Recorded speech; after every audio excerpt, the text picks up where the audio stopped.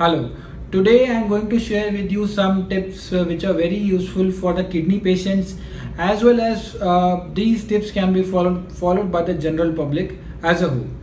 First of all, whenever you drink water, you need to drink water in a sitting posture.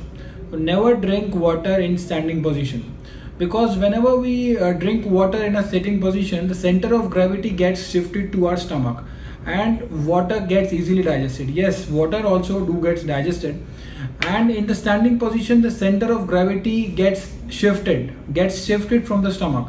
So whenever you drink water, you need to drink it in the sitting position, number one. Number two, whenever you drink water, especially for the kidney patients, you need to drink water sip by sip.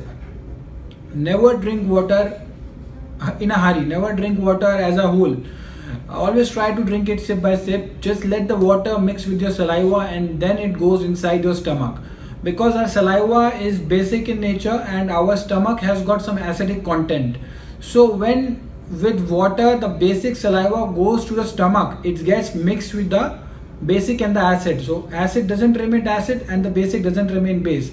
It gets neutralized, and which is very good for the stomach as a whole, as well as very good for the digestion as well.